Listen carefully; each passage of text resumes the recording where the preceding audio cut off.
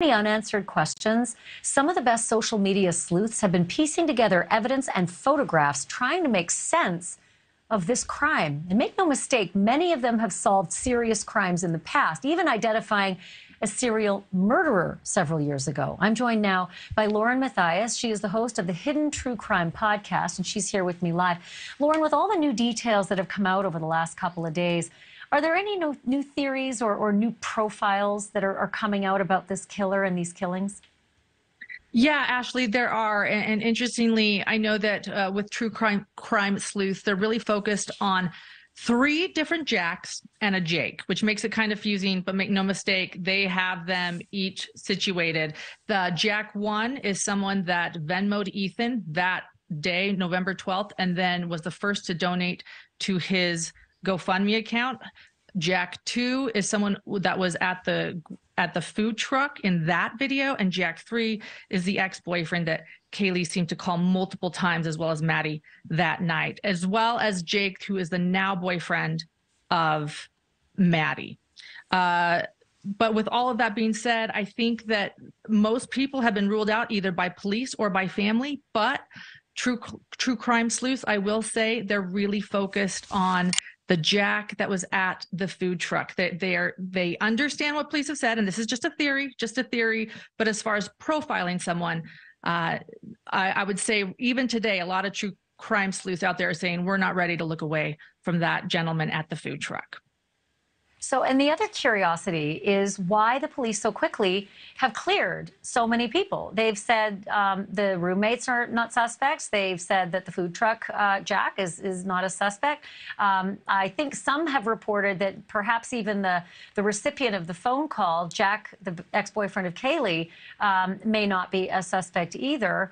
And that the person who was the private party that drove them home, the 2 girls, that that person's not a suspect either. It just seemed that was awfully fast to have everybody ruled out. Is there any talk of that?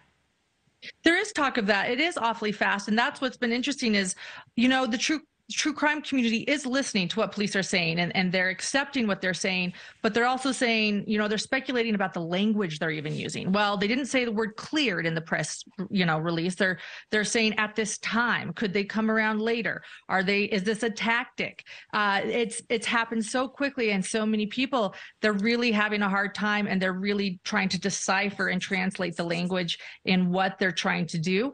And I think, again, there's a lot of profiling going on as well with the certain people that people are sticking to and saying we're not ready to say no to this person yet. So while police might be clearing them, let's just say the online community is not quite yet when it comes to theories.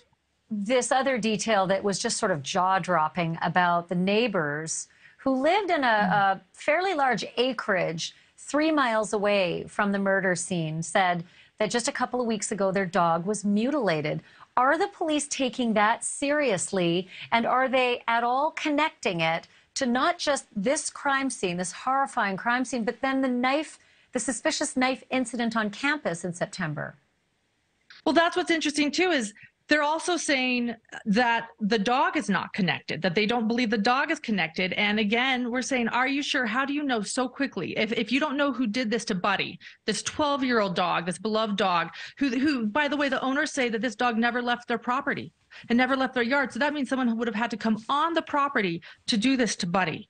And so if that's happening and they don't know who did that, and then there's this knife threat in September that happened, and then this rabbit also found on the property, how do we know for certain that these aren't connected? And I think that's what all of these sleuths online are asking and really concerned and confused about when they keep hearing that these things aren't connected. How? Why? How do you know? Who did these other things?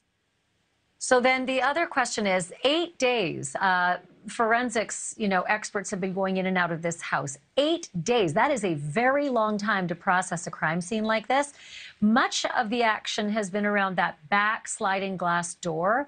And I'm curious if there's any discussion about how the killer got in, because there's a door in the front that you're looking through right now, and there's that sliding glass door into the back kitchen. Both of them strangely ground level, but it's, again, because the house is on a hill.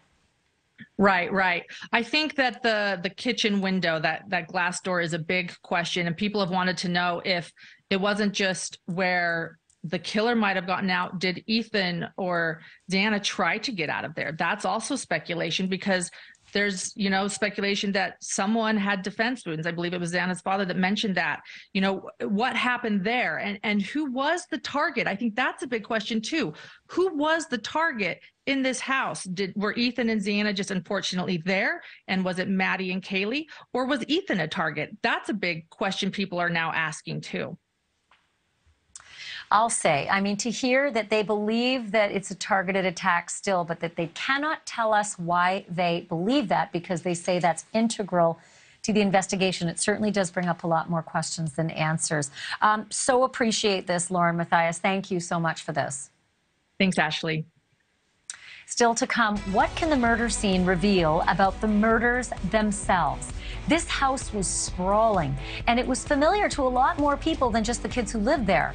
When we come back, we'll take you through the house, room by room, and explain what happened where.